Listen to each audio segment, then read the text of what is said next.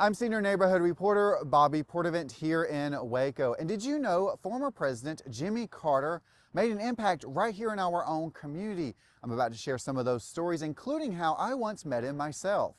President Carter had an impact definitely in Waco. This home here in Waco was made possible through the Habitat for Humanity World Leaders Build project, in which President Jimmy Carter invited world leaders to build habitat homes in their own communities, while he and Mrs. Carter were building homes in South Korea. Texas native President George W. Bush helped build this home during his presidency in August of 2001. They had snipers up on the roof of that building over there. Waco Habitat for Humanity's executive director, John Alexander, remembers working side by side with President Bush. Very nice, friendly to everybody, worked hard. I actually got to put a Band-Aid on his finger when he hit his finger with a hammer. But 13 years prior, back in 1989, John worked alongside President Carter during a Jimmy Carter work project in Milwaukee.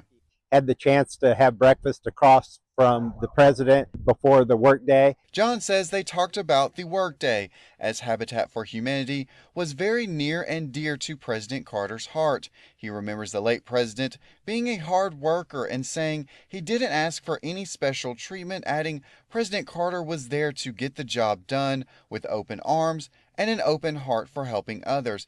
And in fact, he tells me President Carter worked on homes until 2019 at the age of 95 years old.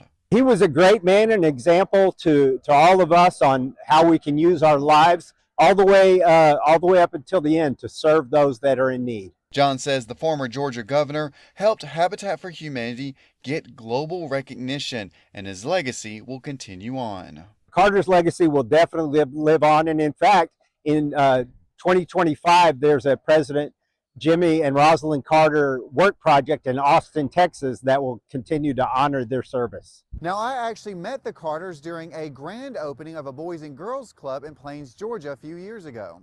I was working as a local reporter in the area at the time and covering the event. Plains, Georgia is actually President Jimmy Carter's hometown, and he even helped get the Boys and Girls Club open. The 39th president passed away on Sunday in his hometown.